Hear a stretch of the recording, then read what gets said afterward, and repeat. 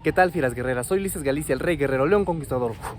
Y bien, pues aquí me encuentro con este caballero, su nombre es Horacio Carrasco, él es psicólogo y bueno, nos encontramos aquí justamente en la entrada del Museo Nacional de las Intervenciones, a quien le agradezco profundamente la realización de todos estos programas. Pues ya se los había presentado, pues estuvimos aquí en la conmemoración del Día de San Patricio, de la batalla de Churubusco, y bueno, pues ahorita él, como les acabo de decir aquí el profesor Horacio, pues no es historiador, él es psicólogo, pero él está basado en santanismo y pues es un tema muy profundo y muy puntual para la pasada conmemoración que se acaba de hacer de la batalla de Churubusco, una batalla bastante importante durante el periodo histórico de la intervención norteamericana. ¿Cómo está?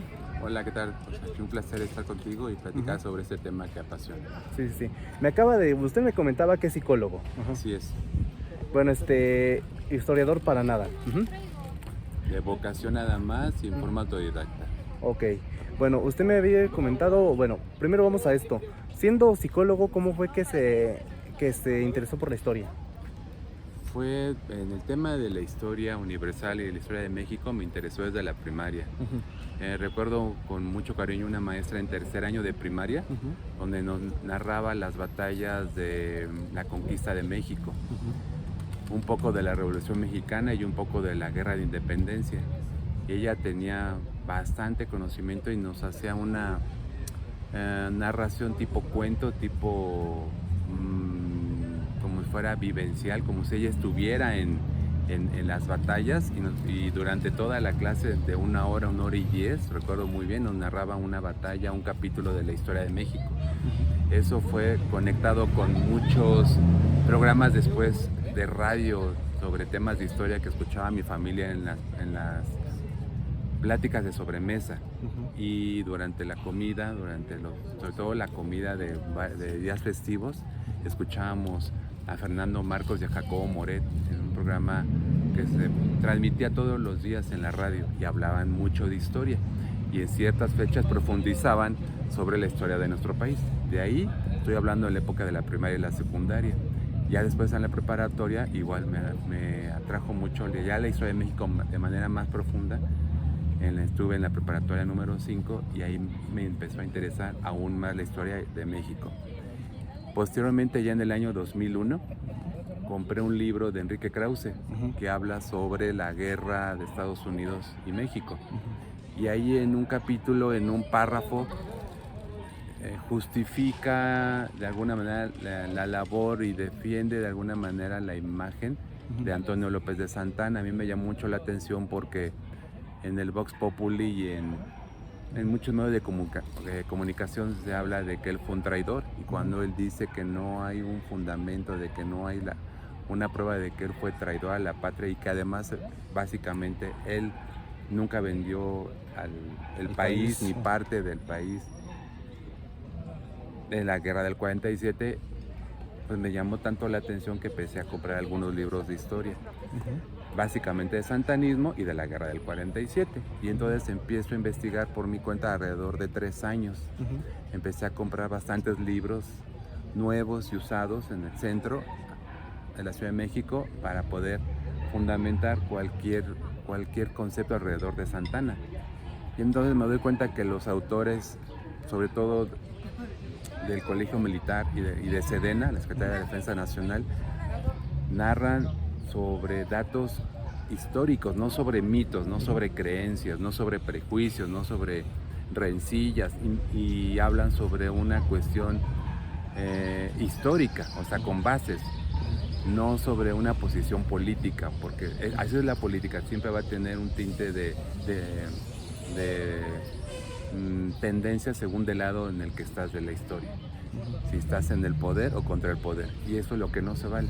Por eso fue de que, pues en muchos libros, no es de que lo defiendan, sino te dicen por qué sí o por qué no tuvo sus errores políticos. Efectivamente, él lo reconoce en su último libro, bueno, en su único libro, que él escribe de Antonio López de Santana, Mi Historia.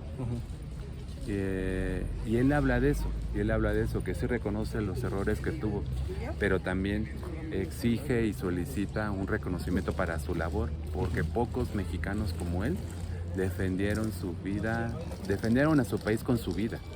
O sea, él arriesgó su vida, no una, muchas veces.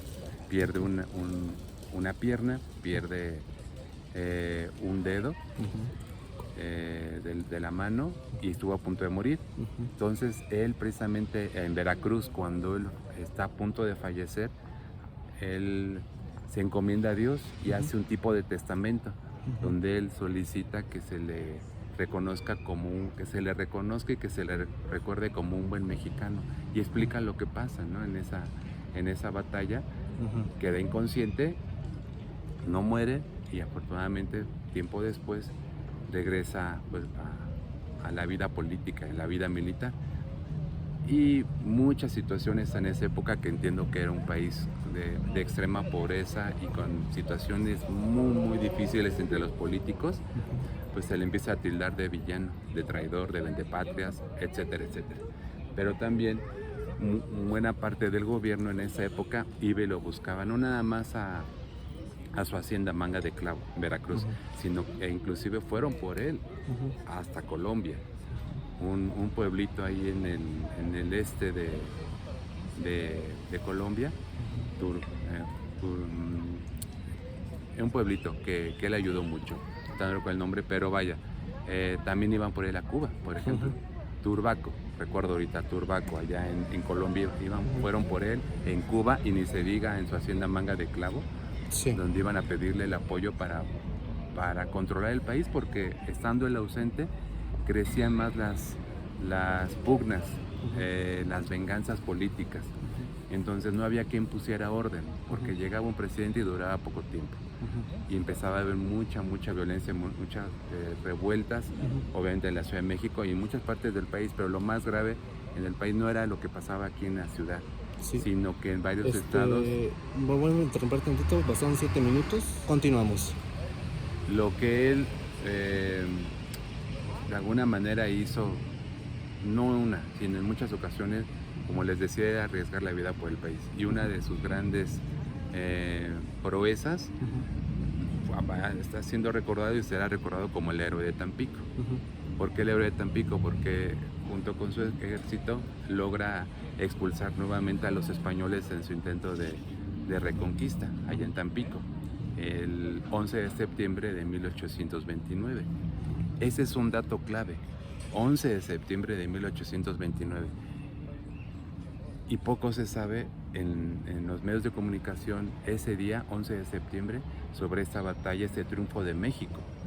Porque qué es lo que desde el 2001 hasta la fecha sale no nada más en México, sino a nivel mundial, la caída de las Torres Gemelas. Entonces hay gente que dice, es que hay que recordar, sobre todo maestros de inglés, maestras y maestros de inglés, es que hay que recordar que un día como hoy cayeron las y hacen a un lado lo que... Las Torres Gemelas, eso que lo celebren, lo conmemoren los gringos, los norteamericanos. Pero aquí es un día festivo, y sobre todo en Tampico, de lo que significó un 11 de septiembre, y eso queda en la ignominia, queda en el desconocimiento. Esa es una. La otra, la defensa de la ciudad de Veracruz en 1838. Esa es otra victoria, bueno, no victoria como tal, pero sí la defensa ese día, que es cuando bombardean a su tropa y él va al frente del ejército, y es cuando vuela junto con el caballo y es cuando pierde la pierna. Así es. Pero logra evitar que siguieran bombardeando, porque sale a la defensa de la ciudad de Veracruz. Esa es otra proeza. La que sigue realmente fue mínima, no muy famosa como tal, pero la organización y toda la defensa de los territorios cuando llegan los norteamericanos al norte del país en la batalla de la Angostura, que técnicamente se considera como un empate. Otros dicen que ganó México, porque México se retira, el ejército de Santana regresa a la capital porque se sublevan una serie de jóvenes en contra del gobierno centralista. Total que hay un conflicto aquí, pero ya habían sido vencidos los norteamericanos, y él regresa. Él los pudo haber capturado o fusilado, pero simplemente los deja ir y se acaba el conflicto ahí en Angostura con el ejército norteamericano. Y ya después los norteamericanos deciden irse por mar para invadir a través de Veracruz. Entonces ese es otro, de alguna manera, otro triunfo mexicano. Entonces son 3 puntos. Aunque a un principio, cuando pertenecía al gobierno realista, 1810-1811, él forma parte porque empieza desde Cabo. Comienza desde Cabo en el ejército mexicano, y precisamente él va ascendiendo por su gran valentía y su gran heroísmo. En una batalla como tal, en una revuelta contra en Texas, precisamente. Él ya había ido a Texas. Él en 1810-1811 defiende a varios soldados que iban a ser muertos por algunos apaches, y los logra controlar, y sin armas, a cuerpo limpio, y de ahí gana el primer ascenso importante, y ya de ahí hasta presidente de la República en 11 ocasiones. Entonces no es defender a Santana como tal, no es el objetivo del santanismo, defender a Santana no, pero sí decir en pocas palabras, O sea, la verdad, ¿no? que él no vendió como tal Texas, porque lo que lo obligan los norteamericanos es a firmar los tratados de Velasco a cambio de su vida. Y aunque en el documento puede decir que él es el presidente, él no era el presidente, él ya no era presidente, sino cuando sale hacia el norte, cuando los tejanos se sublevan y se declaran como un país independiente de México, Santana va al frente del ejército hacia el norte. Y hay varias películas del Álamo, de la Guerra de Texas, pero la principal tiene alrededor de 23, 24 años, que se la recomiendo mucho, que se llama El Álamo, donde habla precisamente pues la cuestión política y de cómo Santana y el ejército de México pues capturan y controlan el fuerte del Álamo, y después de ahí quieren acabar con la Guerra de Texas, pero Sam Houston vence a México, capturan a Santana, lo llevan hacia el mar, ahí en Texas, cerca de Houston, muy cerca de Houston, y en un pueblito que se llama un condado hoy en día, Velasco, es donde está alrededor de 3 meses, y a cambio de su vida él firma ese tratado, y se dice que él vendió Texas, pero realmente ahí no hubo ningún dinero, nada que le haya recibido. En 1853 sí él se ve obligado a vender un territorio de Chihuahua, pero no es que haya sido una compraventa, sino ya estaba nuevamente invadido el país y amenazaban con quedarse con todo Chihuahua y con varios estados de la República. Por eso es que él se ve obligado a aceptar la compraventa de este pequeño territorio al norte, obviamente, de nuestro país, y se tiene que ceder ese territorio de Chihuahua, pero no es un vendepatrias. En ningún lado hay un documento que diga que él vendió y compró, y menos en la guerra del 47, porque las batallas fueron innumerables, conflictos bélicos, donde sí pierde México prácticamente todas las batallas, excepto la del empate de la Angostura, pero desde el principio la guerra ya estaba perdida. Por los especialistas militares y en historia, desde antes Estados Unidos ya tenía la mira en nuestro territorio, y eso era un final ya anunciado. Entonces, ¿cómo no podía ser un vendepatria? No podía ser un vendepatria cuando la guerra desde el principio ya estaba perdida. Al contrario, el heroísmo de los mexicanos, y sobre todo la última batalla, que debe ser recordada no nada más en las noticias, sino en todos los medios de comunicación, y de veras en todos los programas, como se habla de política hoy en día, de algún evento político de nuestra presidenta, debería de ser el 13 de septiembre, recordado como la última batalla del conflicto y del abuso militar de Estados Unidos hacia México, cada 13 de septiembre, porque por ley, sí. Bien, volvemos a acordar, pasaron 7 minutos. Por ley, el Poder Ejecutivo, en este caso Claudia Sheinbaum, acaba de celebrar su primera ceremonia de homenaje a los niños héroes, y faltan 5 más, y desde 1952 se hace un homenaje a los niños héroes. Efectivamente se ha llevado a cabo, pero no hay una difusión como tal en los medios de comunicación. Pasan las noticias al detalle y el análisis político de la situación actual, o de las guerras en Rusia o en Israel, los conflictos en el norte del país, pero ese evento debe ser mucho más reconocido, mucho más promovido y ensalzado todo el tema de los héroes nacionales. Y los últimos que defendieron a nuestro país en esa guerra pero tan injusta y desigual, los últimos 6 mexicanos afortunadamente tienen nombre, que fueron los 6 niños héroes. Sí. Y ellos lo dicen, los mismos norteamericanos dicen que los últimos, cuando llegaron a la parte superior allá en el cerro, allá en el castillo de Chapultepec, se dieron cuenta que pensaron que eran adultos, que eran soldados, y no, eran cadetes. Y se dieron cuenta que ellos fueron los últimos que defendieron nuestro país. De tantas batallas que hubo, que comenzaron en el norte, fue durante 18 meses que duró la guerra. Y eso, después, quien hizo todo ese reconocimiento y quien hizo todo el bagaje, los documentos, todo el análisis, pues tiene que ver con el ejército mexicano.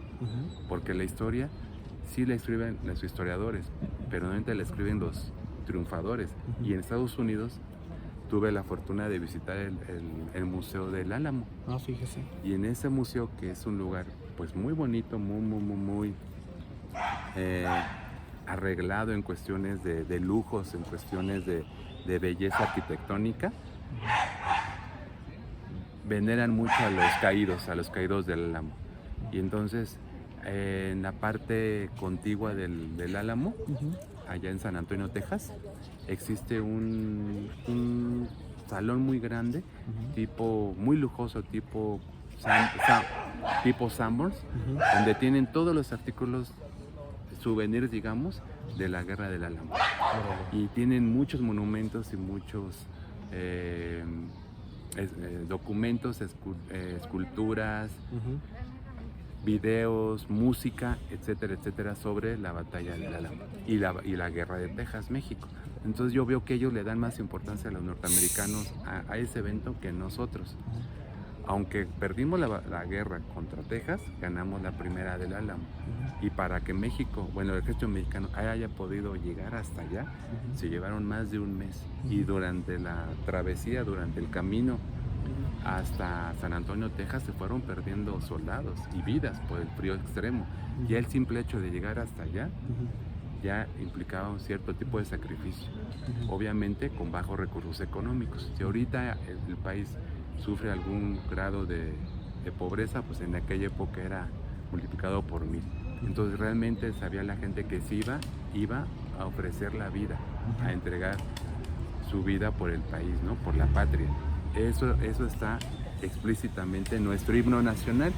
¿Y qué tiene que ver Santana? Pues que fue precisamente el que dijo: quiero unir al país, quiero generar una identidad más fuerte como mexicano, que cada persona que nazca en este país se sienta mexicano, más mexicano de lo que es, no nada más por nacer aquí, sino que haya una unidad a través de un himno nacional. Y por eso convoca al concurso nacional del himno. Y entonces, en 15 de septiembre de 1854 se canta por primera vez el himno nacional. Obviamente lo conocemos, Jaime Nuno y González Bocanegra ganan el premio. Y entonces precisamente ese día, 15 de septiembre de 1854, Santana tiene que retirarse a Perote. ¿Por qué? Se tiene que retirar a Perote porque Perote está muy cerca de Jalapa. Él es de Jalapa. Y allá normalmente había muchos eventos culturales respecto a la firma del Tratado de Perote, y él tiene que desplazarse para allá. Y esto está actualmente en el castillo de Perote. Hay mucha información de los eventos históricos que se han llevado ahí, y uno de ellos fue cuando Santana se tuvo que retirar al castillo de Perote. Pero en muchos libros y inclusive en los noticieros, gente especializada dice que Santana no le importó y que no quiso ir al Teatro Santana, que fue donde se cantó por primera vez el himno nacional. Llegan a hacer esos comentarios a saber que él se tuvo que retirar, precisamente por un evento que hubo allá en el castillo de Perote.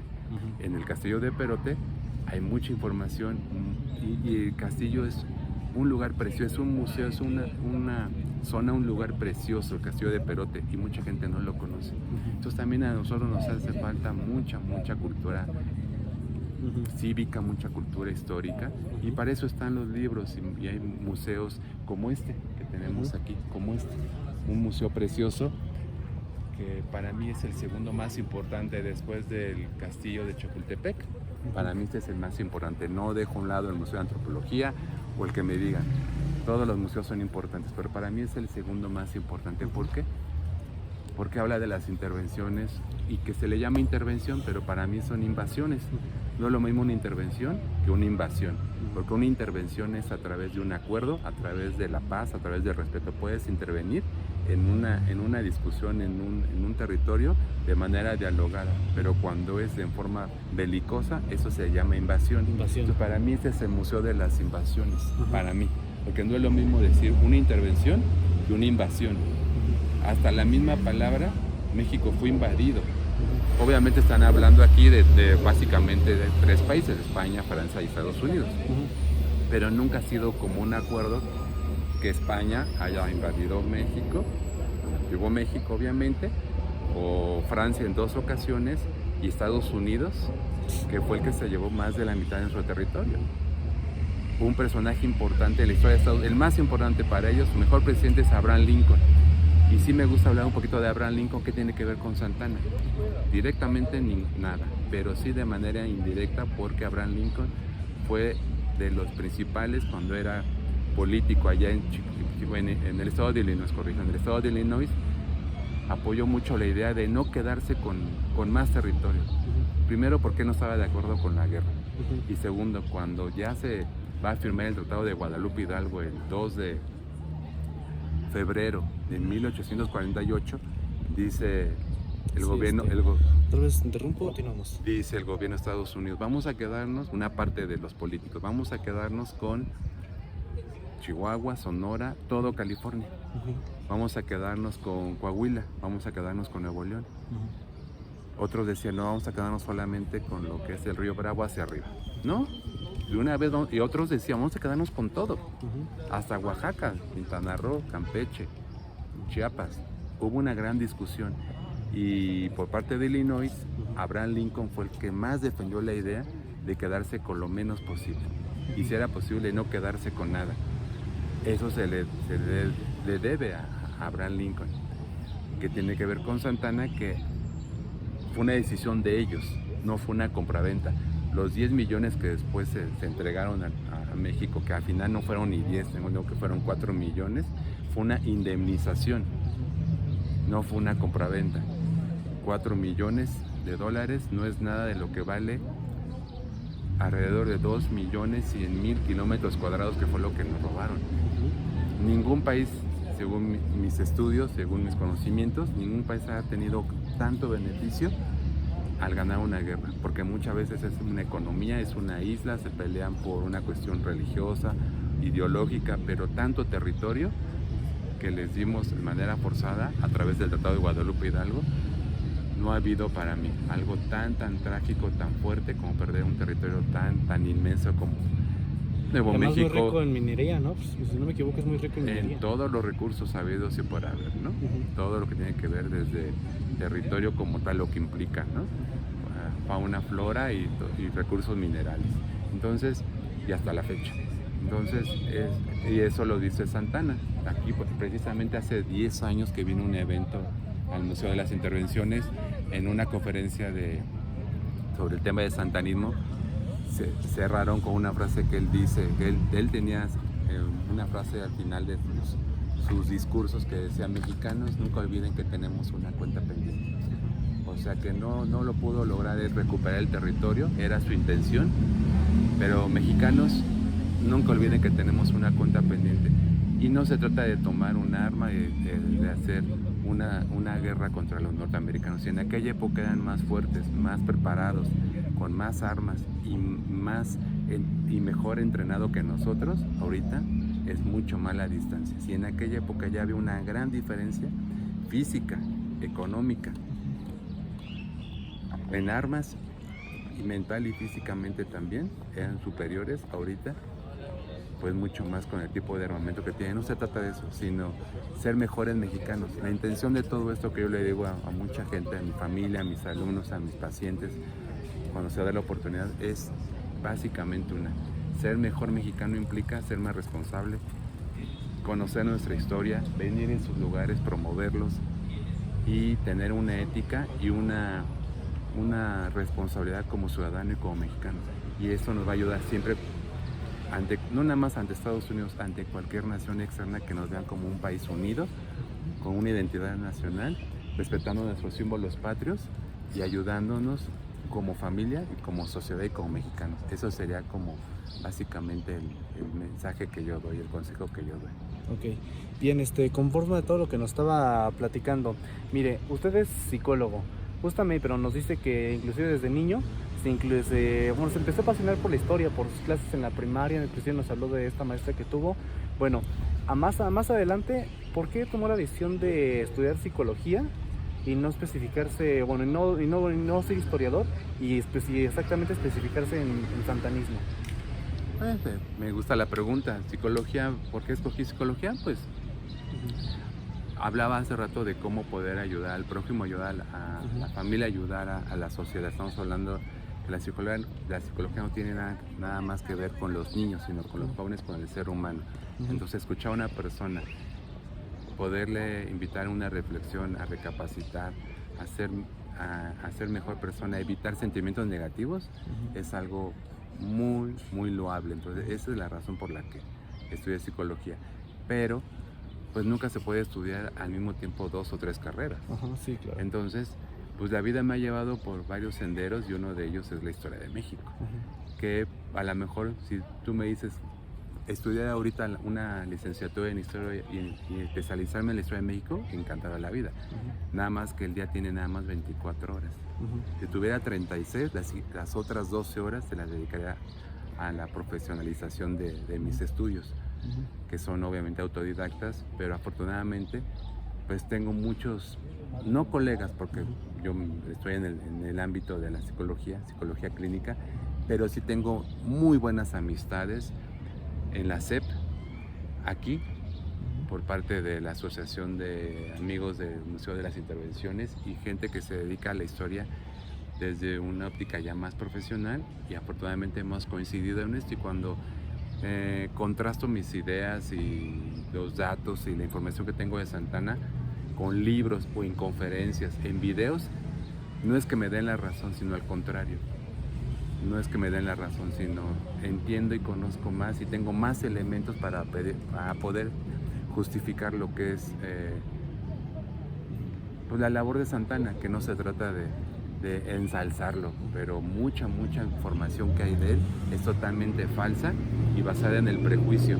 Y que si en la época de la guerra del 47 había que buscar un culpable, pues el más fácil o el ideal era echarle la culpa todo a Santana, cuando todos los políticos de hoy en día y toda la vida tienen claroscuros, y esos claroscuros cualquier ser humano los tiene, no nada más un político o un gobernante. Pero una parte de la psicología o un consejo que yo trabajo con mis pacientes es de que en todo mal hay un bien y en todo bien hay un mal. Y tú puedes ver en un vaso a la mitad, un vaso medio lleno, un vaso medio vacío. Depende de cómo te sientas. Entonces hay que ver siempre el lado positivo del lado oscuro. Y eso es lo que realmente hay que ver en Santana, como en cualquier político. Porque al ir ante de un ejército, hoy en día ningún político, ningún presidente lo hace. Y Santana no lo hizo una vez, lo hizo muchas veces. Es más, algunas veces le pedían que él organizara el ejército, pero en la invasión de 1836, la primera invasión francesa, a él nadie se lo pide. A él nadie se lo pide, sino él escucha los cañonazos de los buques, de los barcos franceses, y él inmediatamente prepara su caballo y se lanza para Veracruz y organiza el pueblo, organiza los pocos víveres que había y a preparar el ejército, porque no se estaba defendiendo la ciudad, la estaban bombardeando los franceses. Y él al frente, y pierde una pierna y estuvo a punto de morir. Él pudo haber dicho, me retiro, no. Él siguió en la guerra. Él se pudo haber quedado en Colombia tranquilamente. Él en Colombia, y hay una estatua, él en Colombia es visto como un héroe, porque él ayudó mucho al pueblo de Colombia. Porque decía, aquí sí me quieren, aquí sí me reconocen. ¿Por qué? Por lo que haya sido, allá es reconocido en el pueblo de Turbaco. Bien, a ver sí. Bueno, aquí vi que mencionaba sobre los claroscuros de diferentes personajes de la historia. Por ejemplo, aquí quiero hacer yo mención, no tiene nada que ver en este caso, pero hablamos de Pancho Villa, que es que lo consideramos mucho un héroe, inclusive hasta ahí con lo de la masculinidad mexicana.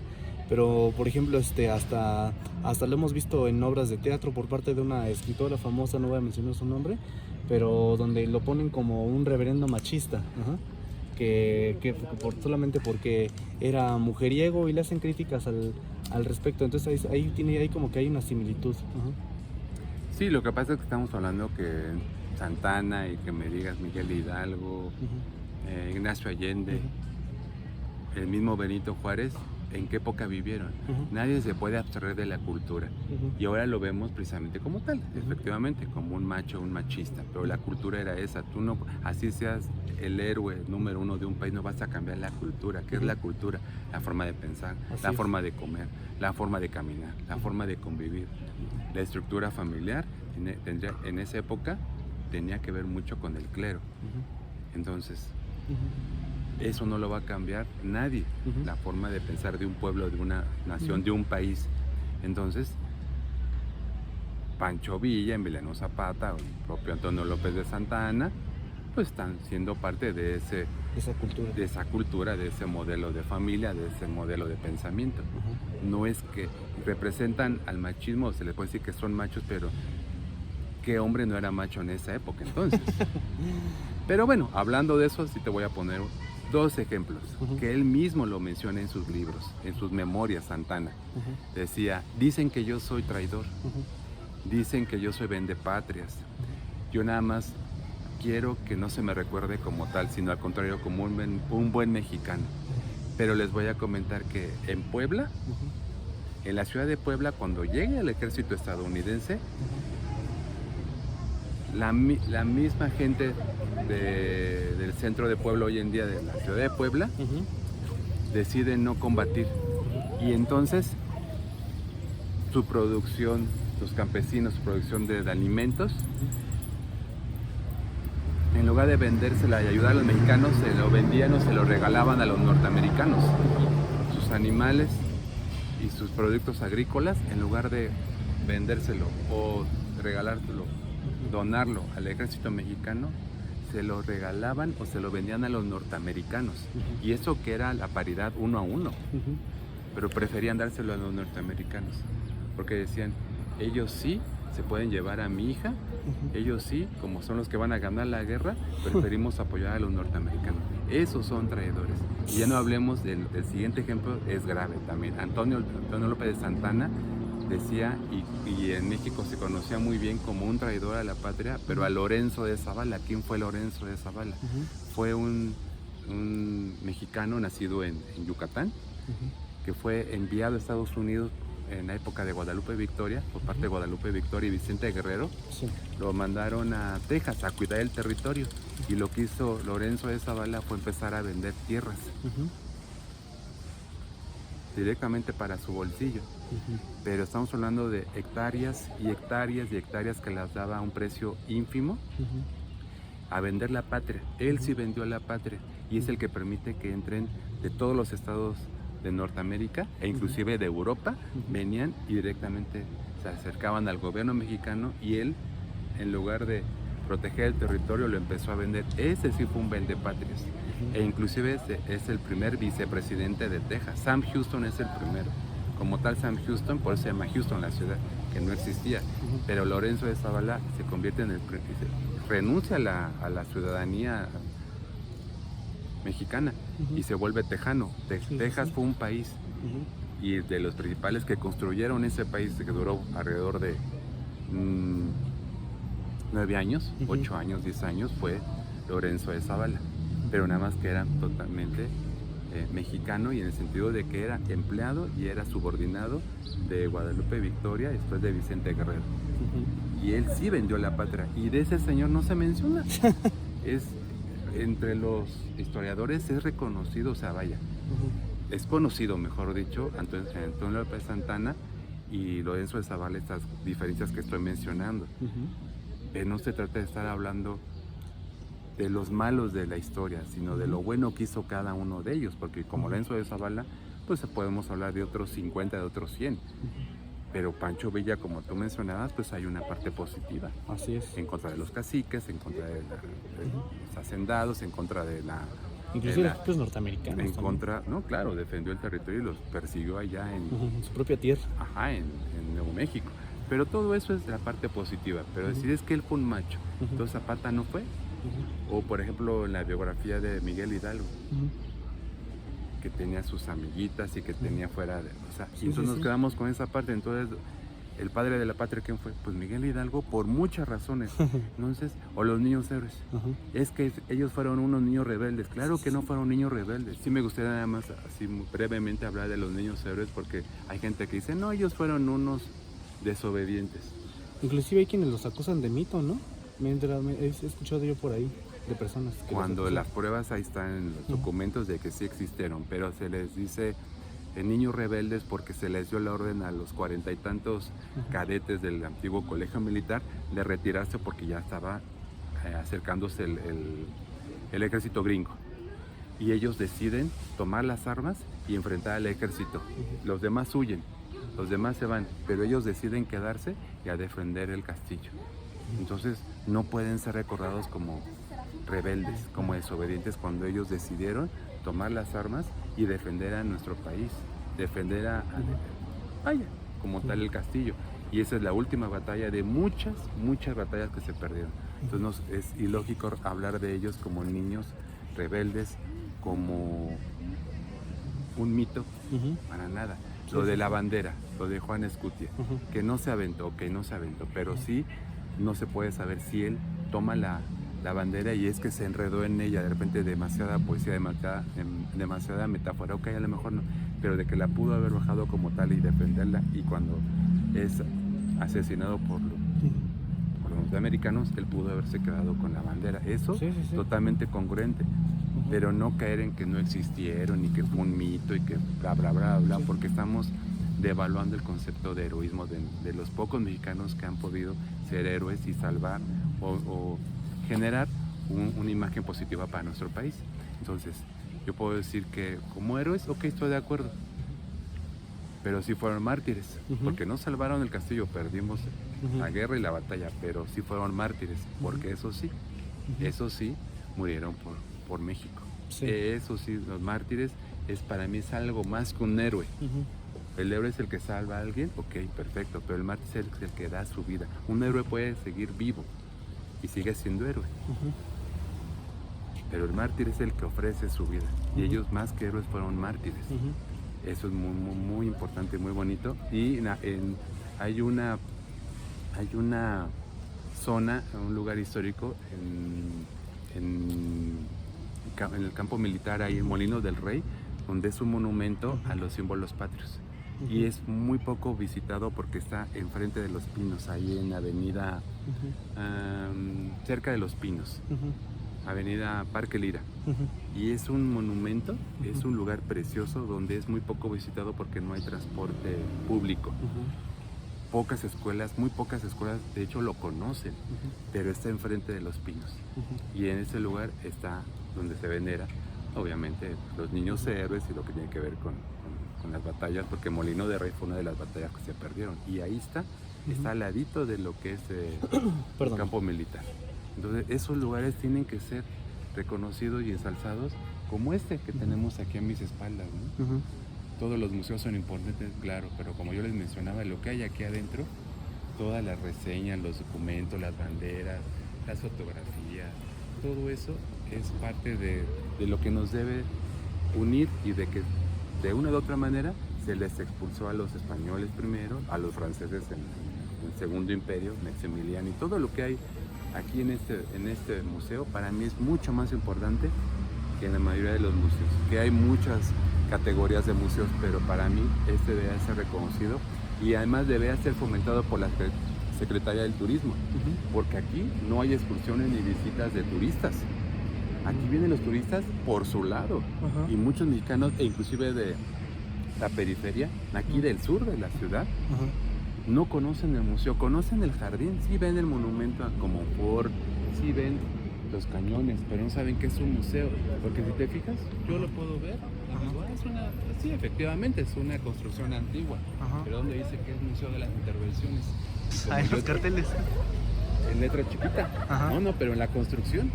Sí. Si yo veo la construcción, digo que es una construcción antigua, y esa es una gran diferencia.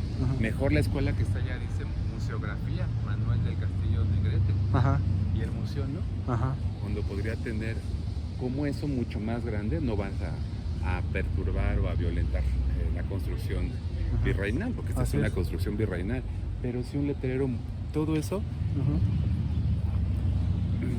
llamaría la atención. Sí. Lo que hacen los gringos con sus monumentos, como el Pues sí, yo creo que los cañones también le dan como que esa pinta de museo, ¿no? Los cañones. Claro, sí, pero pero desde allá no se ven. Ya estando aquí dices, bueno, como que tiene que ver con la historia, pero no dice qué parte de la historia es. Cuando para mí es el segundo museo más importante del país. La entrada a Chapultepec es hermosa, donde están los leones. Hasta la entrada es algo ceremonial. No, mis respetos al de antropología e historia. El altar a la patria que está. El altar, las 6 columnas. Y que ahí están y eso está en los libros. Ahí están los restos óseos de los 6 niños héroes y también de Santiago Xicoténcatl. Ahí están. Entonces la gente va al castillo o al zoológico de Chapultepec y no sabe que ahí están, porque además que no se puede uno acercar. Pero falta mucha información. ¿Y qué pasa? Que en las primarias y secundarias no se habla de eso.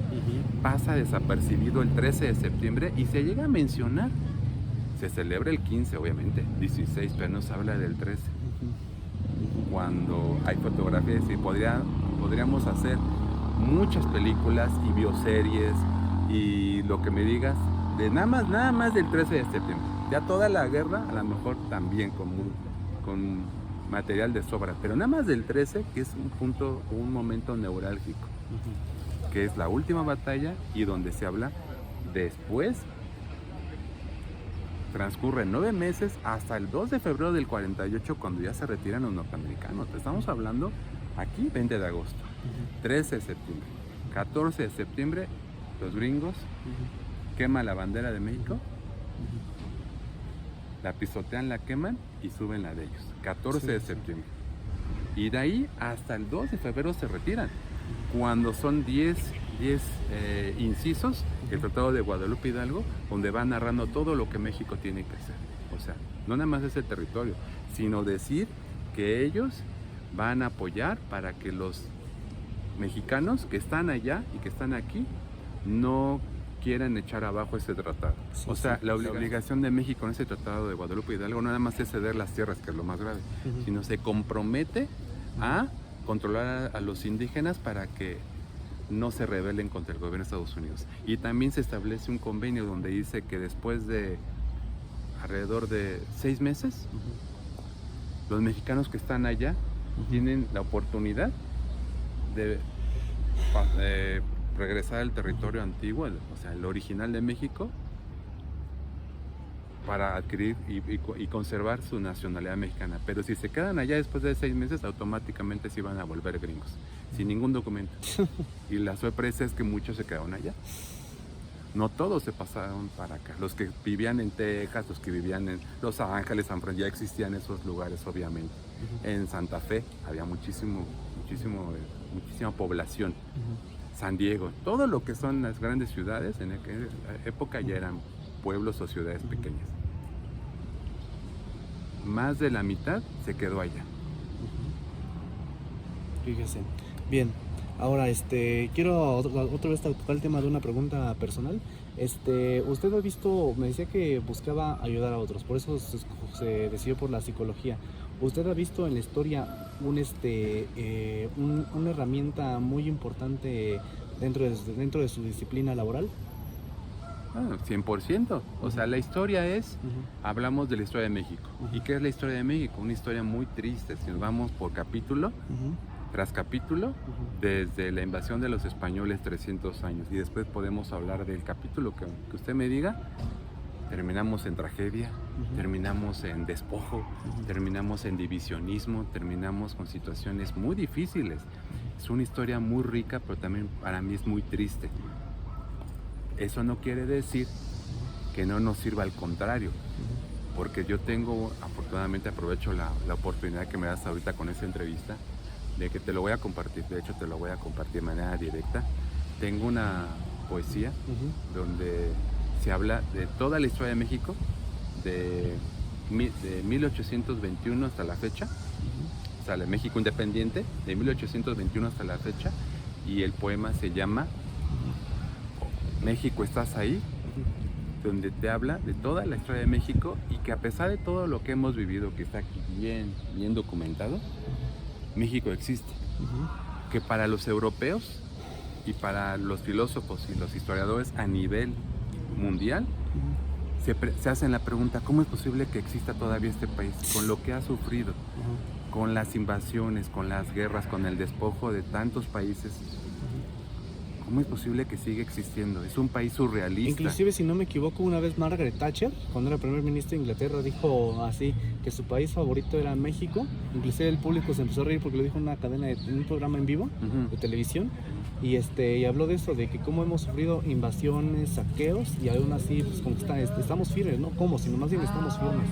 Y uno de esos por qué seguimos existiendo y queremos a nuestro país tiene que ver con la identidad, con los símbolos patrios, con lo que acabamos de vivir. Hoy es 17 de septiembre, 15, 16, pero la del 5 de mayo. Y podemos, pues ahora volvemos al 13 de septiembre y podemos hablar de 20 de noviembre y podemos hablar de festividades nacionales que nos han unido.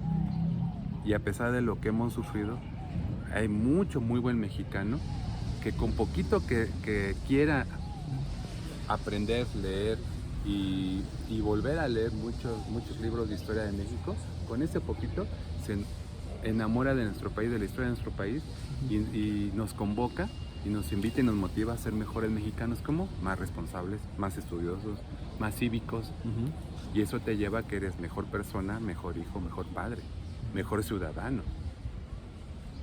¿Por qué? Porque sabes lo que implica la historia de México. Caer en que no es cierto, no existió, que el águila no es cierto, eso es una gran mentira.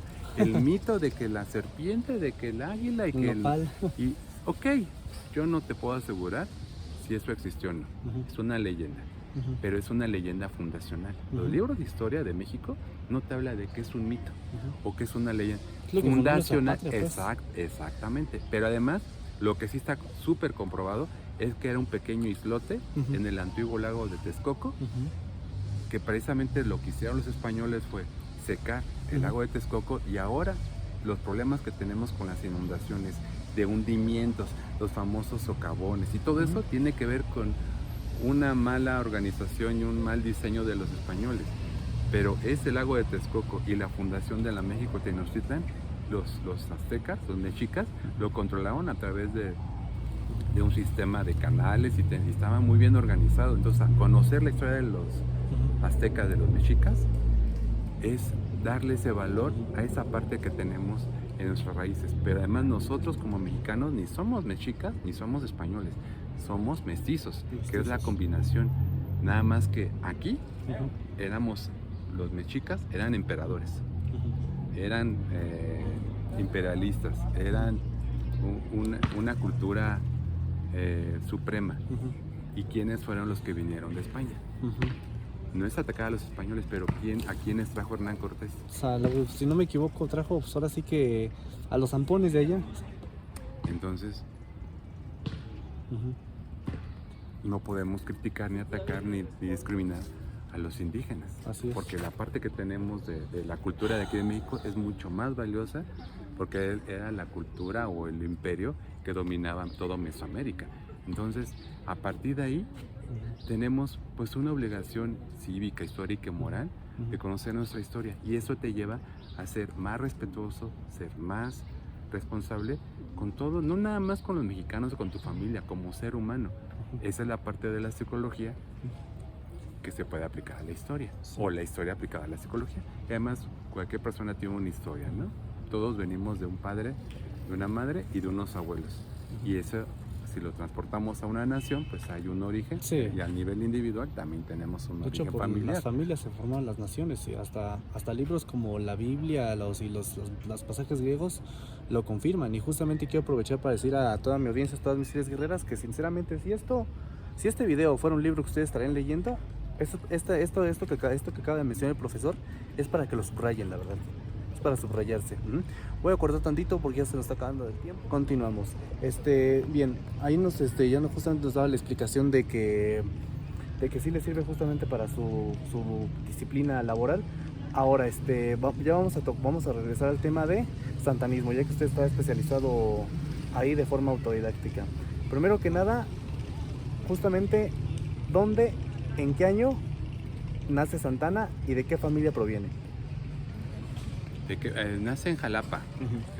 Su padre comerciante, y desde chico pues se le ubica como un niño inquieto, un pingo. Allá estamos hablando finales del siglo XVIII.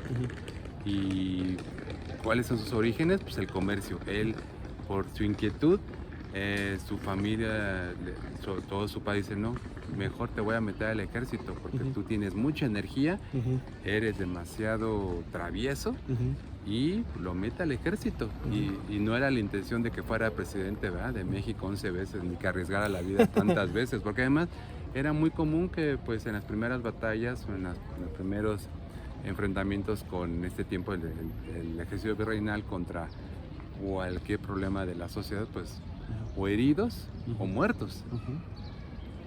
Y no, muere hasta 1870 y tantos. Y cuando él ya arriba de los 70 años, arriba de los 80 años, sus últimos años vivió en la calle de Bolívar con su esposa.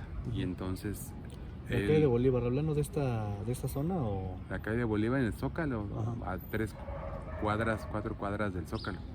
Entonces él recibía mucha gente, militares, periodistas, ciudadanos que llegaban a entrevistarlo. Y él regalaba monedas de oro. Porque llegaban a decir: no, es que usted fue el héroe, usted salvó a nuestra patria, usted es para mí. Y entonces él regalaba monedas de oro. Y se molestaba mucho su esposa porque decía: es que no vivimos en la holgura, no somos millonarios, y tú te pones a regalar monedas de oro. ¿Eso quién lo hace? ¿Qué político lo hace? Al contrario, se van del país. Entonces, hoy en día, y siempre ha sido desde hace 100 años, que se van del país. Y no se van con las manos vacías, con la cartera vacía, ¿verdad? Él no murió porque se dice: es que él murió en la pobreza extrema. No es cierto. La casa hoy en día es un restaurante en la calle de Bolívar, Bolívar 8. ¿Nos puede decir el nombre del restaurante si es que lo tiene? Lo que pasa es que han cambiado de nombre. Han habido varios restaurantes, y hay varios restaurantes. Además de que en la parte superior está la recámara donde falleció. Sí conservaron esa recámara. Pero a lo que voy es de que en ese tiempo ni siquiera se llamaba la calle, así era la calle de Vergara. Y en ese espacio él vive sus últimos, ni siquiera los 2 años, año y medio, casi 2 años. Y lo poco que tenía se lo daba a los niños, a los jóvenes. ¿Qué hacen los mexicanos hoy en día? Muy importante para reflexionar. Bien, se van a una mansión en la Ciudad de México o en algún centro importante del país, vaya a una ciudad importante o alguna playa, o se van del país.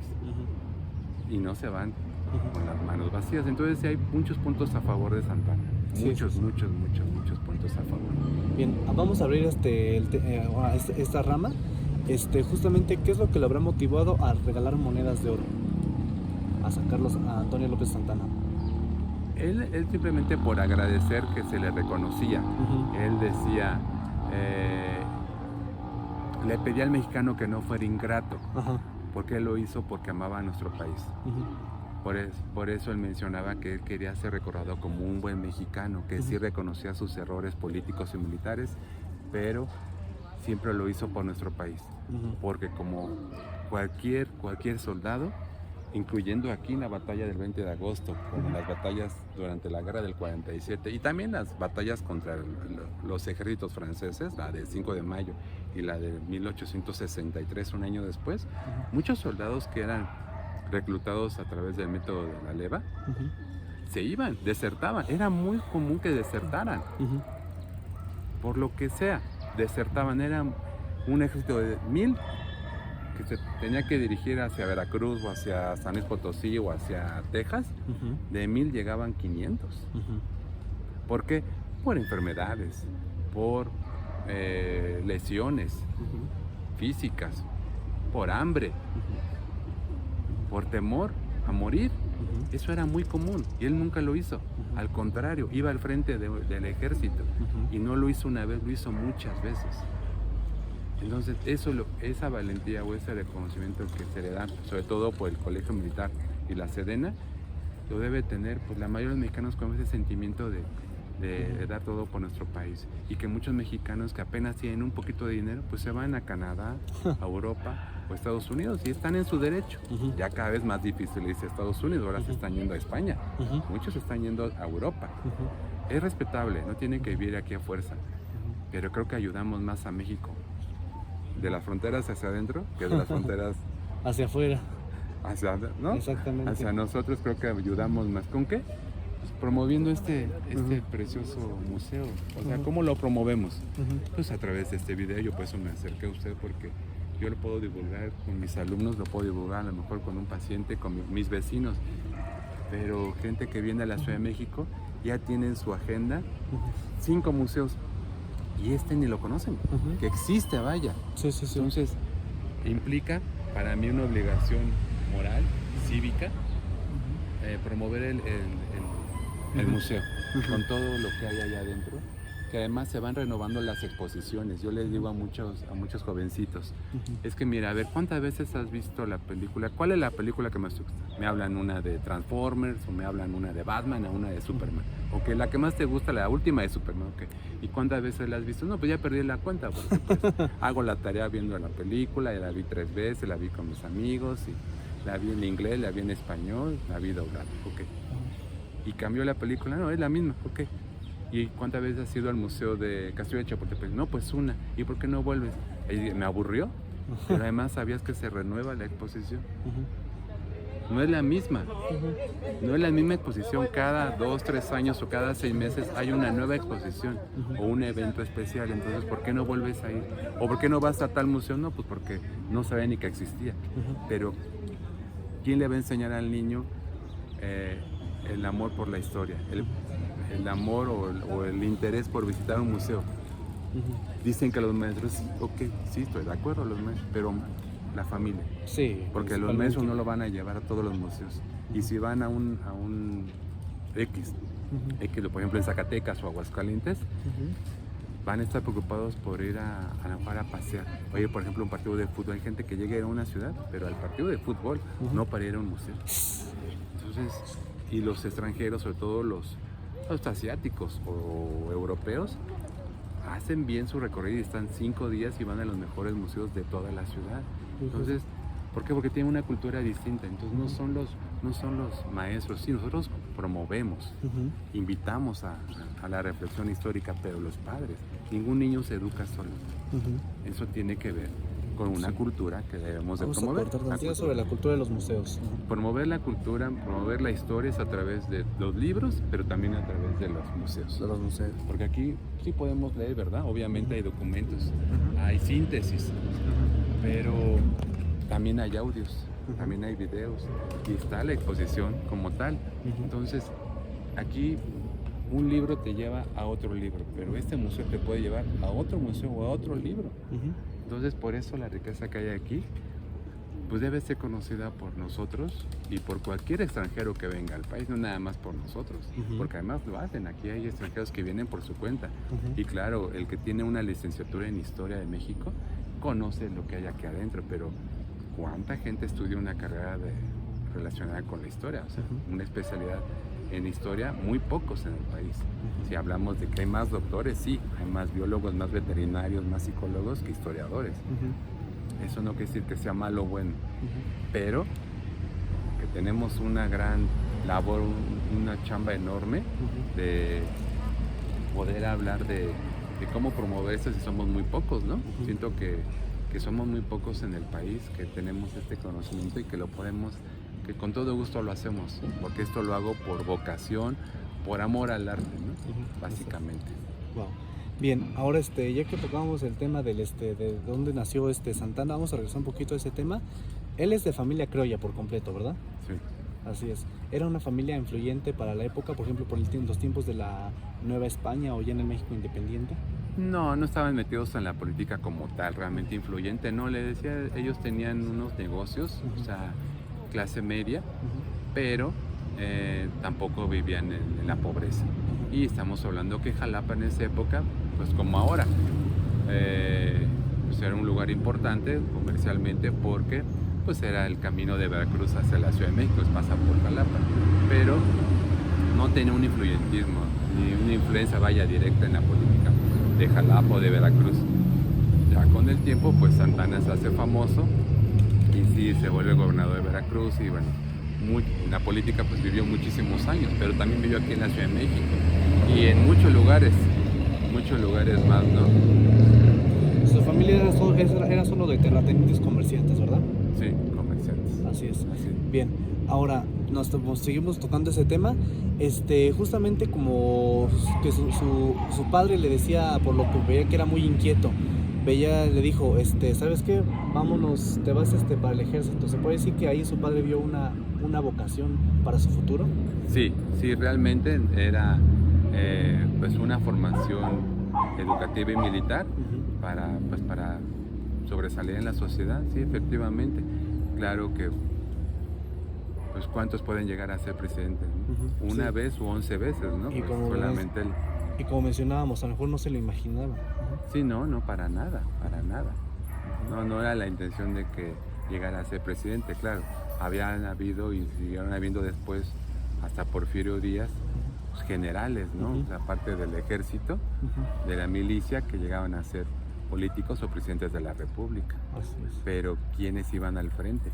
Porfirio Díaz sí fue, que enfrentó a los franceses, pero ya después, ya es una parte oscura. El porfiriato se puede dividir en dos partes. Y de todas maneras tiene cosas excelentes, tiene muchos puntos a favor. Porfirio Díaz industrializó al país, modernizó al país y muchas cosas que hizo por el país, efectivamente. Pero pues todo digamos la parte oscura de Porfirio, pues ya la sabemos, ¿no? Que terminó con una guerra de varios años. Pero es un tema aparte. A lo que voy con lo de Santana es directamente ir al frente del ejército y arriesgar la vida, ¿no? Y eso, pues, de la manera como lo hizo, de manera heroica, pues pocos lo pudieron haber hecho, ¿no? Pues, de los que más se le acercan, sí puedo decir que fue Porfirio Díaz, porque por eso llega a ser presidente durante tantos años, porque el pueblo al principio pues lo apoyó mucho Porfirio Díaz. Así es. Bien, entonces podemos mencionar esto, que su padre vio justamente sus talentos natos, y por eso dijo, no, tú te vas a ir para acá, serás militar. Claro, no se imaginaban lo siguiente, pero ahí fue donde vio su vocación. Bueno, pasando justamente ya después de que vamos a pasar al tema de su formación militar de Antonio López Santana. ¿Cómo fueron sus primeros años, por ejemplo, en su reclutamiento? En el reclutamiento, como cualquier soldado raso, o sea, él empieza obviamente allá en Jalapa, pero las primeras incursiones es precisamente ir a controlar, a sofocar un movimiento de rebeldía de unos indígenas allá en Texas, y es donde se empieza a hacerse famoso por su valentía, en peleas de cuerpo a cuerpo, y estamos hablando en zonas donde dominaban los nativos como tal allá en Texas. Él empieza a ser reconocido y empieza a ascender, y después es protegido y es apoyado por el gobernador de Veracruz. Por 1819, 1820, 22, por allí se queda a proteger a un gobernador, y es donde él empieza a leer. Había leído mucho, pero se enfoca mucho a la historia de los romanos, por ejemplo, o de los antiguos emperadores, de Asia y estudiar mucho sobre la guerra. Y después ya se opone, por ejemplo, al imperio de Iturbide. Él apoya a Vicente Guerrero, apoya a Guadalupe Victoria y posteriormente toma la presidencia en 1833. Toma la presidencia, vive aquí en México, allá en Tlalpan. San Agustín de las Cuevas se llamaba en esa época. Y pues es cuando va ascendiendo, haciéndose famoso. En 1829 es donde cobra fama a nivel nacional, porque es cuando expulsa a los españoles allá en Tampico, y es donde se hace famoso allá en todo el país. Tocando el primer tema, bueno, vamos a interrumpir hasta aquí, como estaba preguntando. Tocando el primer tema de que dichos indígenas fueron justamente a hacerles frente a esta tribu, se podría, esta nación. Mi pregunta sería esta: ¿qué estarían demandando aquellos indígenas con los cuales Santana fue a tratar? Bueno, Santana era parte en ese momento del ejército realista, y lo que sucede en esa época es como cualquier grupo rebelde, en este caso los nativos en aquella región del país, que era Texas, todavía parte de México, pues era pues que se respetara sus tierras, igual que hoy en día, que no hubiera un abuso por parte del gobierno centralista. Se oponían a dar los tributos, y entonces se rebelaban contra pues los gobernantes en esa época allá en Texas. Entonces, ¿por qué tiene que ir el ejército desde aquí, del centro en este caso de Veracruz? Y él, siendo un soldado de bajo rango, pues porque era su obligación ir a controlar, a sofocar esos movimientos de rebeldía, ¿no? De insurrección se les llamaba, ¿no? Y se les sigue llamando, ¿no? De insurrección contra el Imperio Mexicano, ¿no? Del gobierno mexicano, dependiendo la época en la que se presentara el evento, ¿no? Así es. Por lo que me acaba de mencionar, en ese entonces México todavía no era el México independiente, sino todavía era el México de la Nueva España, del virreinato. Así es. 1810, 1811. Estamos hablando cuando él ingresa al ejército, y estamos hablando que todavía de ahí faltan 10 años prácticamente, 10 años y medio para que termine la guerra de independencia. Él no está de acuerdo con Iturbide, aunque forma parte del ejército trigarante, de alguna manera la apoya, pero porque se pasa del lado de Iturbide. Iturbide también como tal, o sea, con el abrazo de Acatempan, con Vicente Guerrero, se unen, y ahí va, obviamente, Santana también deja el ejército realista, y entonces pues triunfa el ejército trigarante. Obviamente ya forma parte de lo que es la política ahora sí del país, y es, como ya sabemos, ya la historia militar y política de Santana, que ahí comienza ya, pero en la historia del México independiente, ¿no? A partir de 1821. Así es. Entonces, aquí con lo que estuvimos dialogando es justamente de que Santana realiza sus primeros actos, sus primeras hazañas cuando Hidalgo ya se había levantado junto con sus aliados. Y ya había sucedido el encierro de Josefa Ortiz en Querétaro, ya había sucedido el grito de Dolores, y ya estaban ahora sí que en combate. Así es. No, y de hecho, pues cuando atrapan a Hidalgo y lo fusilan, él está en sus pininos militares, Santana. Sí, estamos hablando que para que él sea reconocido como héroe nacional y que tome fama a nivel como país, a nivel nacional, es hasta 1829. Él es presidente hasta 1833, pero en el 29 es cuando va y vence a los españoles, que en este caso el gobierno en esa época, el presidente le pide a Santana que vaya al frente del ejército, y pues vencen a los españoles. Es cuando se vuelve famoso ya en todo el país. Mientras, pues solamente en Jalapa, obviamente en Veracruz. Aquí en México no, porque más allá de que haya venido a México, no, que no era importante en esa época, no venía como representante del poder legislativo, ejecutivo, sino venía como turista, ¿no? Así es. Bueno, pues hablemos entonces, mientras México vivía su proceso de independencia, aquí ya estamos hablando de cuando se firma, de la independencia. Ahí, ¿qué se habrá encontrado haciendo Santana durante ese entonces? Cuando se firma el acta de independencia. Exactamente. Se firma el 28 Ujú, de septiembre, 27 de septiembre de 1821. ujú, Él, ¿dónde estaba? ¿A qué se dedicaba en esa Ujú. época? Él estaba a favor de, estamos hablando de Guadalupe Victoria. Ya Ujú. en ese momento,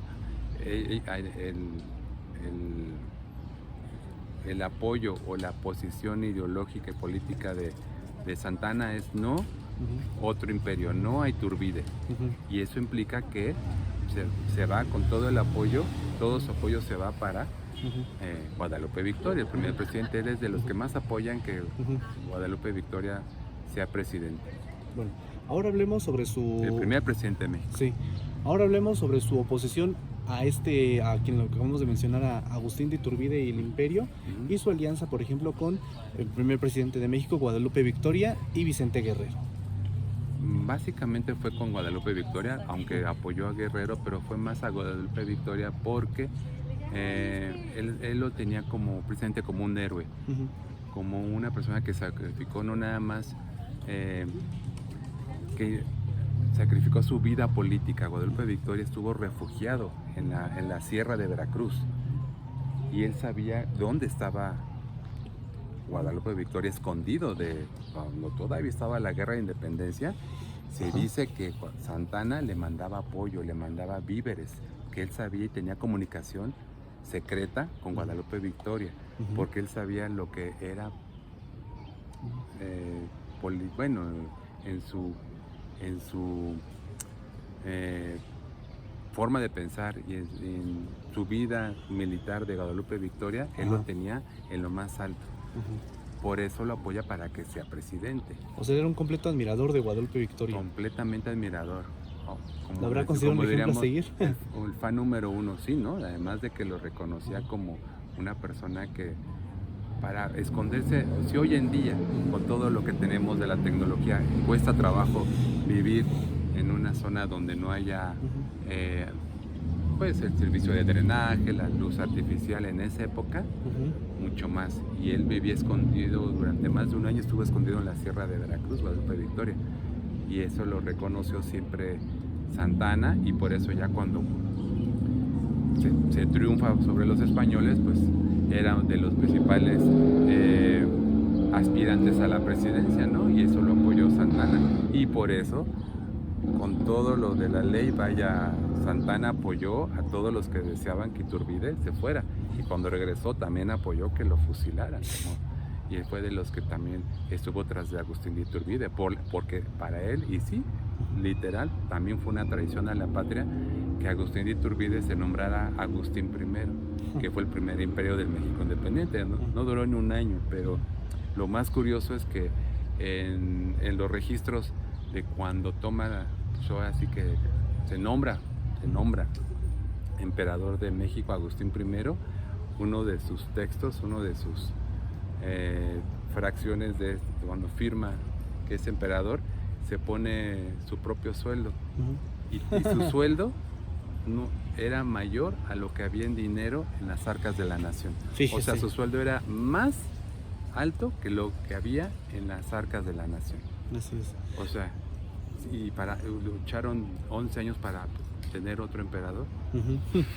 Como que no le se le Sí, hacía lógico. además de que corrió a los diputados. Ujú. Había un congreso y lo disolvió Iturbide. Ujú. Y eso es lo que no le perdona Ujú. Santa Anna. Por eso él está a favor de la república. Y una república incluye Así es. una cámara alta y una cámara baja. Exactamente. Entonces, puede decir que ahí Santa Anna, lo que vino Iturbide, vio a un ambicioso que quería todo el poder para sí. Tal cual. Y Ujú. eso le llamó como traidor, y por eso lo persiguieron, lo expulsan, y luego con engaño regresa y lo fusilan. Y de los principales que está a favor de todas esas acciones fue Antonio López de Santa Anna. Bien. Ahora justamente ya se podría, bueno, hace rato ya se me estaba olvidando. Quería hacer mención de que es una pregunta haciendo mención a otro episodio de la historia. Se puede decir que la admiración que le tenía Santa Anna a Guadalupe Victoria era la que le tenía Villa a Madero. Villa, a Madero, sí, claro, sí, un parangón interesante, sí.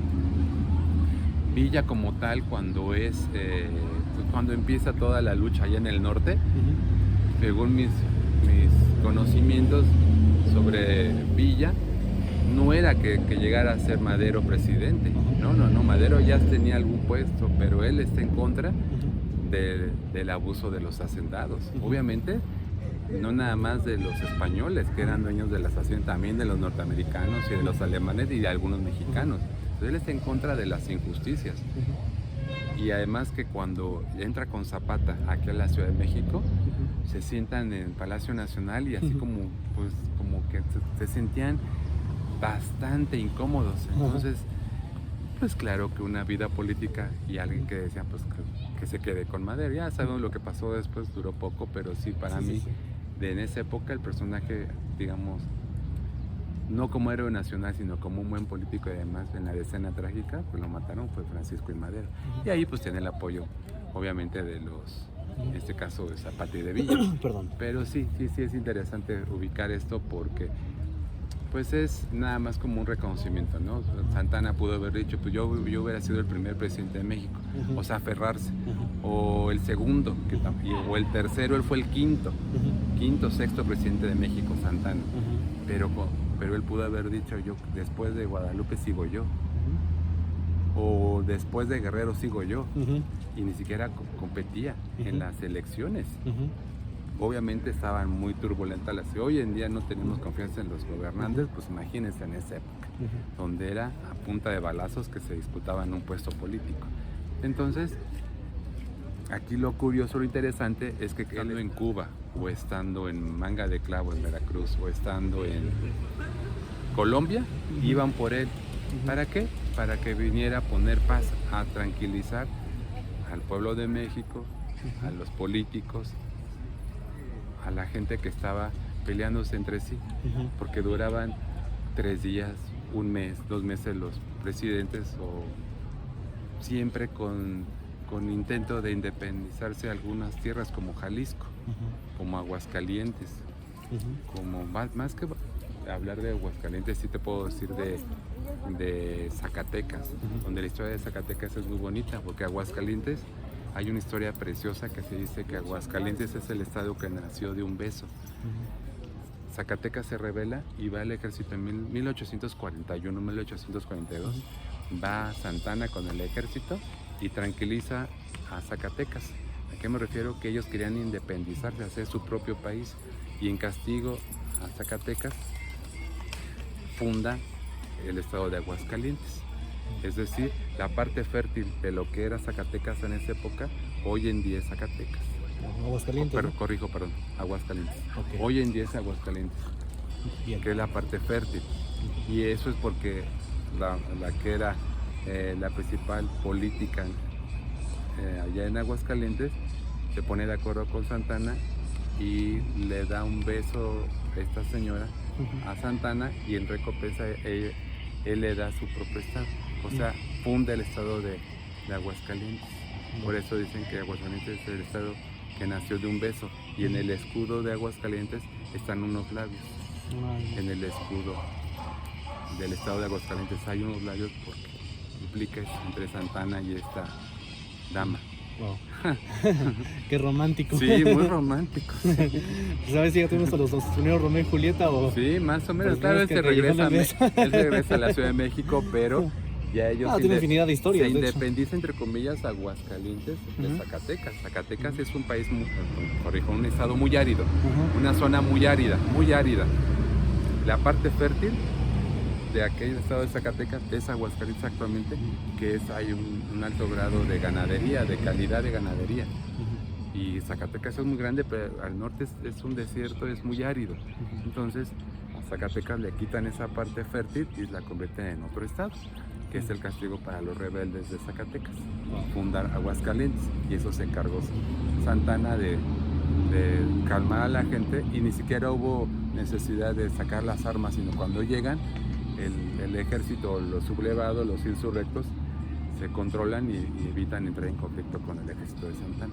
Y entonces pone paz a través de acuerdos, a través de esta situación de cada quien a lo suyo, y no permitir que se independizara a hacer otro país, imagínense. Y Sí, eso igual sí. también pasó en Yucatán y también pasó en Campeche y también en Jalisco, que iba a controlarlos. Ahí sí no hubo derrota, ahí en Texas fue un desastre. Después de lo de Al Álamo, pues una masacre, no murió de milagro.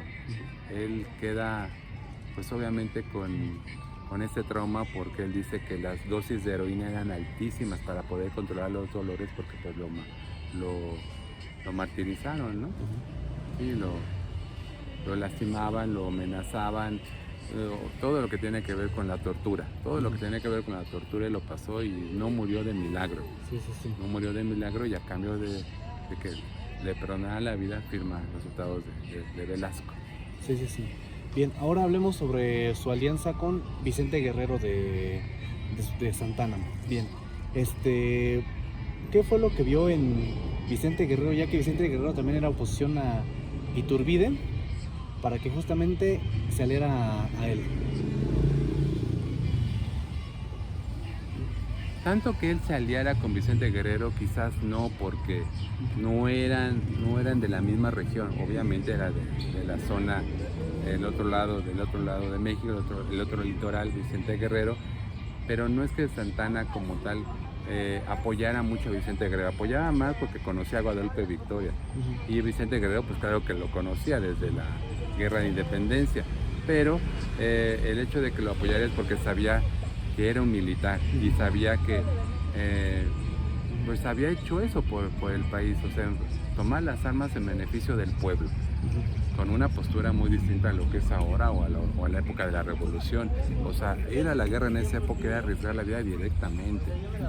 Sí, entonces él era afín a esas ideas y por eso obviamente estuvo de acuerdo con Vicente Guerrero, ¿no? Bien, hablamos de un caudillo que fue muy leal a Vicente Guerrero. Su nombre era Juan Álvarez. ¿Tuvo algún trato con Juan Álvarez? Antonio López Santana. Juan Álvarez no fue amistad, no fue No, pero sí fue compañero, de- enemigo de Santana. Juan Álvarez, guerrerense, él es el que retira, o sea, vence al ejército de Santana en 1854. En 1854 Álvarez llega a ser inclusive presidente de México. Él es el que está en contra de la política de Santana. ¿Sí? Es por eso que se retira Santana y dice, me voy del país. Es cuando es uno de tantos exilios que tiene Santana. Sí, Juan Álvarez fue su enemigo político. Su enemigo político fue Juan Álvarez. Juan Álvarez, sí, Así sí, es. sí, guerrerense. Pues aclara mis filas guerreras. Sí, sí, sí. Exactamente. Bueno, vamos a cortar otro poquito. Bueno, ya mencionamos que Juan Álvarez fue su enemigo político. ¿Se puede decir que número uno? Pues yo creo que sí, principalmente él es el que provoca que la revolución y que la gente se rebele contra Santana. El que organiza eso fue Juan Álvarez. De hecho es el que entra aquí a la Ciudad de México triunfante sobre la política de Santana, y Santana se tiene que ir. Y dice, no quiero ya que haya más sangre derramada, y se retira. Sí, lo expulsan también de aquí de México a Santana. Es el segundo o tercer exilio que tiene Santana, oficial. O sea, no fue el primero. Pero de ahí sí hace muchos años para que él regrese a México. Es hasta la época previa a Porfirio Díaz, con Lerdo de Tejada. Regresa 15, 20 años después. O sea, él estuvo viviendo en Cuba, en Bahamas, sobre todo en Bahamas, donde escribe su libro. Mi historia se llama, el libro de Santana. Y pues gracias a Juan Álvarez, ¿no? Con Benito Juárez también tuvo diferencias enormes. Y así era la política. O sea, si no estás conmigo, estás en contra mí. Si no piensas como yo, eres mi enemigo. Y era así una situación que era normal en esa época. Bien, ahora vamos a tocar el tema de cuando Antonio López Santana cobra fama. ¿En qué año fue y debido a qué fue lo que le hizo cobrar fama? El triunfo sobre los españoles en el intento de reconquista en Tampico, el 11 de septiembre de 1829. Vence a los españoles. Esto era por un español apellidado Barradas. Los vence, y entonces cuando regresa a México, a la Ciudad de México, pues en todo el país, a través de los periódicos de la época, se sabe que fue gracias a Santana y obviamente a los soldados, al ejército del país, entonces cuando se vuelve famoso. Y de ahí pues ya sabemos todo lo que pasa poco a poco, ¿no? En la historia del país y del santanismo, que es hasta 1854 cuando ya termina la época o el periodo denominado como santanismo. Del 1833 a 1854 es oficialmente el santanismo, desde que es presidente hasta que es expulsado, pero previamente pues hay mucho más de la historia de Santana, ¿no? Bien, ahora hagamos mención de esto. Santana, cuando llegó a la presidencia de México, él fue sucesor de qué presidente. En esa época duraban muy poco los presidentes. Yo puedo decir que inclusive se cree que Bueno, fue 11 veces de presidente. Se 11 puede decir que veces. la primera vez que fue presidente fue sucesor de quién. Se cree que él fue presidente después de Vicente Guerrero, pero no, Anastasio Bustamante. Anastasio Bustamante, pero también es una época donde, y se tiene los documentos, y lo decía Santana, eso no es un mito, eso es real, que él quitaba y ponía presidentes, porque él se retiraba y decía, esto es un caos, yo ya no aguanto vivir en la Ciudad de México, se retiraba manga de clavo y ponía otro, eso sí es cierto, a un vicepresidente lo convertía en presidente o él se retiraba. Y hubo varios políticos o vicepresidentes que eran de este tipo de trabajo. Y esto fue durante muchos años, y así era la política en esa época. Bien, hablemos de su relación, por Duraba ejemplo. poco tiempo, pero duraba poco tiempo, 6 meses, 3 meses, y juntando los 11 periodos de presidencia no llegan ni a 3 años completos durante los 11 periodos. Fueron periodos muy cortitos. Se puede decir que esos periodos muy cortos fue debido a la situación política. ¿A la qué, perdón? A la situación política, inclusive de guerras, enfrentamientos bélicos, pues. Sí, pero sobre todo él decía que le costaba mucho trabajo adaptarse al clima de la Ciudad de México, muy frío, él era de costa. Entonces vivía en Jalapa, que no es un lugar muy caliente, pero sí había vivido mucho en Veracruz, sobre todo en Veracruz. Que es zona costera, de hecho. Entonces a él le molestaba, se sentía muy incómodo aquí viviendo en la Ciudad de México por el clima, y se retiraba mucho a su hacienda en Manga de Clavo, que sí está muy cerquita del puerto de Veracruz, muy cerquita. Entonces el clima es muy distinto, y eso es lo que él se quejaba de estar aquí, y que no le gustaba la política como tal, ¿no? Él estaba como que más a gusto allá en Veracruz, ¿no? Eso es lo que él decía. Se puede decir que lo militar sí era ahora sí que su profesión, su pasión. Ajá, pero no la política. Sí, que además decía, pues, ya, o sea, mi objetivo, mi proyecto de apaciguar a los rebeldes ya lo logré, por eso lo buscaban, porque es que se está sublevando Campeche o ahora Zacatecas, entonces lo buscaban, lograba el objetivo, y después agarraba y se retiraba y ponía, o se quedaba el vicepresidente como presidente, el que fuera en turno, ¿no? Eso es lo que pasó muchas veces, y iban y lo buscaban nuevamente, ¿no? Porque pues era un caos por todos lados en el país, era un caos, todos contra todos. Sí, casi como una guerra civil. Y ¿no? además que ni siquiera existía, permanente. Y entonces se da cuenta que lo que hace falta es unidad, identidad. Por eso él convoca a la composición del himno nacional, concurso del himno nacional, porque lo que se da cuenta es que no hay una unidad como nación. Y eso se lo debemos de agradecer a Santana, lo que es nuestro himno nacional, donde habla precisamente de la constante amenaza del enemigo, del extranjero, por invadir nuestra nación. De hecho, un verso dice así, oh patria querida, en el cielo un solo en cada hijo te dio. Un solo en cada hijo. Así es. ¿No? Y más se usar un extraño enemigo, ¿no? Exacto, de hecho primero dice el extraño enemigo, después se menciona, o sea, como dando a conocer que no le temas al enemigo porque un soldado en cada hijo el cielo te dio. Es muy hermoso nuestro himno nacional, pero habla de un extraño enemigo cuando literal son los norteamericanos. Sí, podemos hablar de España y de Francia, sí, pero él se refiere y lo que quiere es que no se olvide lo que hicieron los norteamericanos aquí en el país, como aquí, el 20 de agosto, como el año anterior del 46 empezó la guerra, y obviamente en el castillo de Chapultepec, que eso no se olvide, porque los norteamericanos tienen una gran cultura de venerar a sus héroes y una enorme cantidad de películas y series de Vietnam, de la Primera y Segunda Guerra Mundial, de su guerra de independencia, y nosotros tenemos muy poco, muy poco. ¿Por qué? Pues porque no queremos, porque nos hace falta de veras darnos nuestro lugar como nación, y estoy hablando a nivel sociedad. Sí. Cuando hablo de sociedades, que se le dé más fuerza en las escuelas, aquí, en los museos y en cada hogar de nuestro país, que se hable de esto para ser mejores mexicanos, mejores ciudadanos, mejores personas, porque nadie nace sin una nacionalidad. Eso es lo más bonito de la historia. Donde nazcas, adquieres una nacionalidad, y puedes tener hasta 2 nacionalidades a través del trámite de alguna ciudadanía, efectivamente.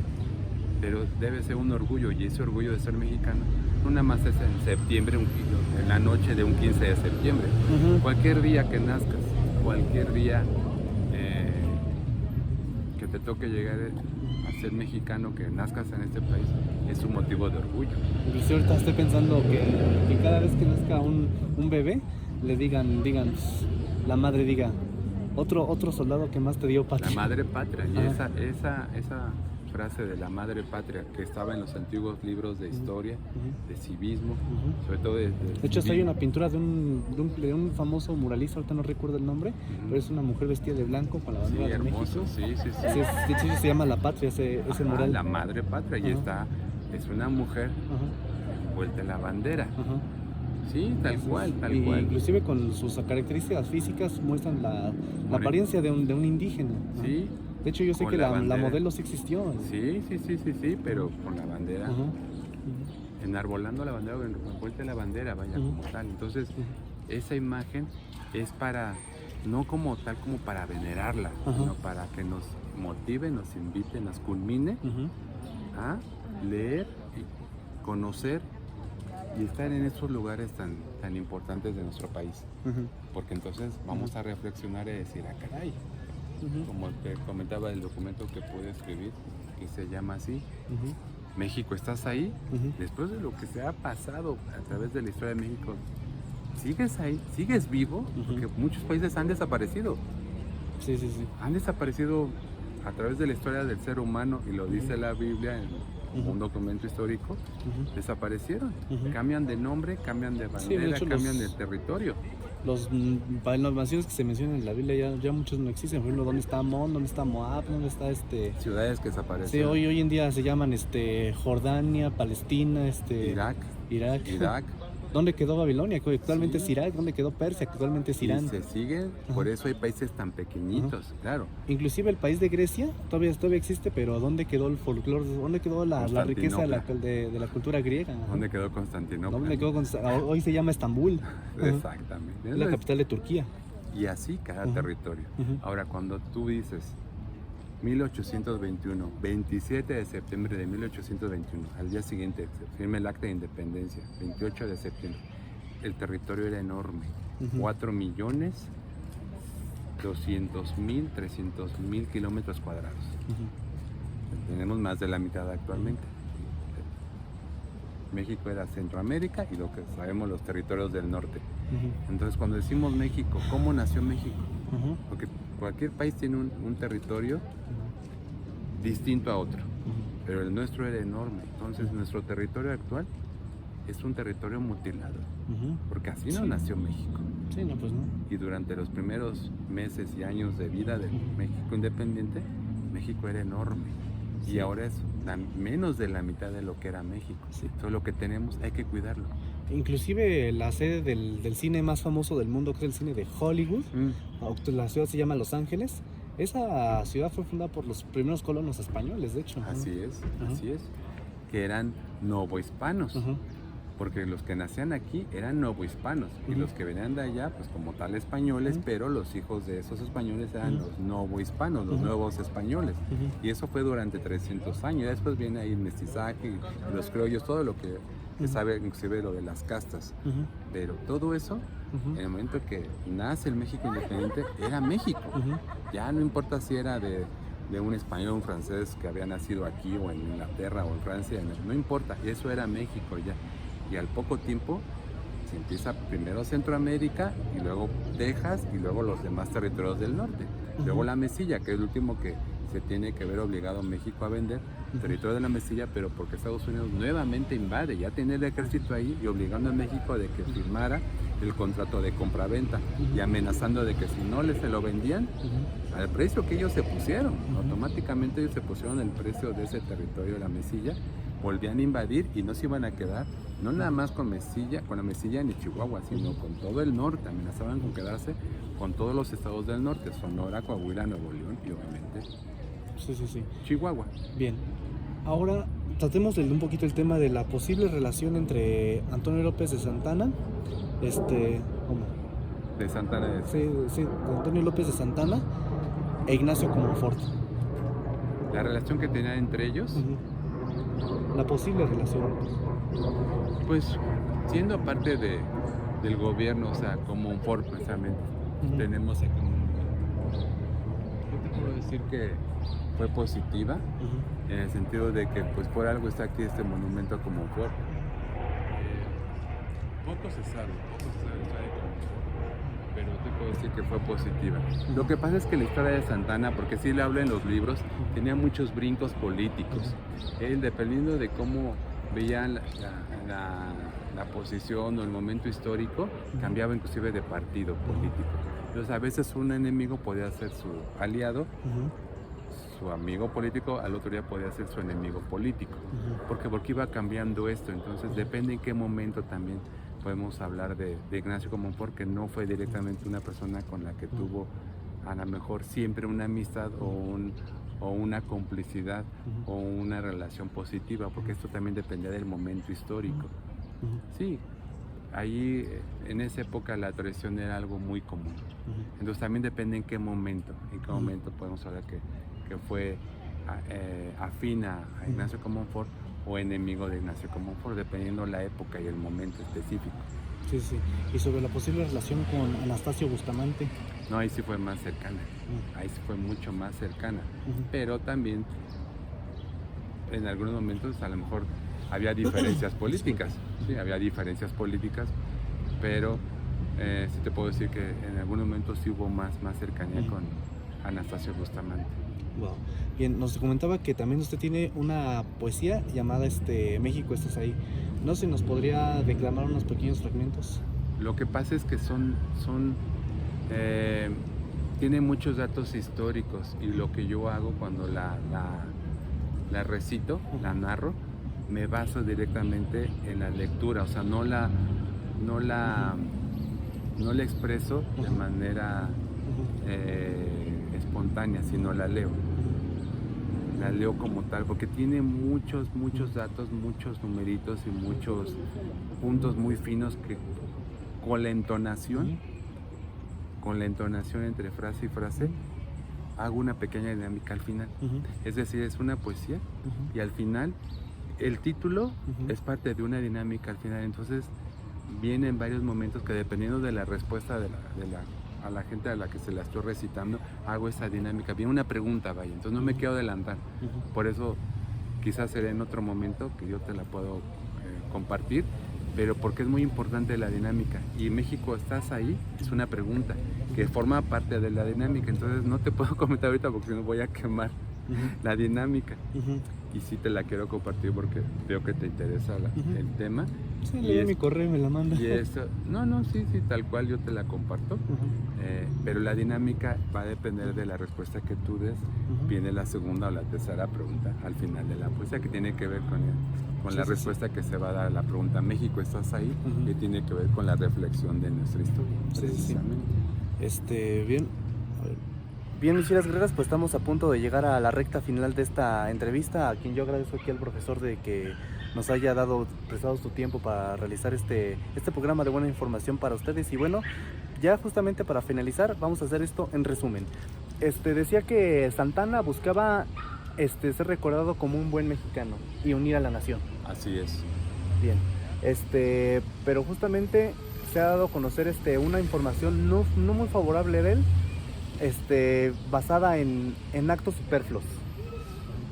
En mentiras, en prejuicios, en palabras infundadas. Ujú. Yo haciendo remembranza y haciendo como una breve síntesis de lo que hemos platicado el día de ahora, fue en el 2001 que yo leí un libro de Enrique Krause, Ujú. donde habla y dice México, guerra México-Estados Unidos, Santana traidor, Ujú. y explica por qué no es un traidor, por qué no fue un vendepatrias. Y cuando yo leo eso digo, yo he escuchado en la radio, en la televisión y en algunos libros y maestros de historia Ujú. que me decían que Santana fue el peor presidente de México y un vendepatrias, y aquí me dice Enrique Krause que no. Ujú. Y entonces cita libros, Enrique Krause, muy buen historiador, cita a otros autores, y entonces consigo los libros Ujú. y entonces me doy cuenta que no fue un traidor ni un vendepatrias, sino fue como cualquier político que tuvo errores militares y políticos. Pero entonces, ¿por qué se le tilda del responsable de la pérdida del territorio? Y que además vendió los territorios, nunca vendió nada, sino fue una situación que se vio obligado primero a firmar los tratados de Velasco. Después se pierde la guerra del 47 y lo último de la Mesilla es porque ya tenía la amenaza de los norteamericanos de volver a invadir y no quedarse con Chihuahua, sino quedarse con todo el norte. ¿Quién no iba a vender bajo esas condiciones? Porque ellos iban a quedar con ese territorio porque estaban construyendo su ferrocarril interoceánico. Entonces, nadie iba a impedir que ellos se quedaran con ese territorio, los norteamericanos. Y que además, eso deberíamos de saberlo. Que sí hubo un vendepatrias, pero ese se llamó Lorenzo de Zavala. Y no es por decir, ay, es que entonces vamos a recordar Inclusive como... mencionaba que creo que él se cambió el apellido a Houston, ¿no? No.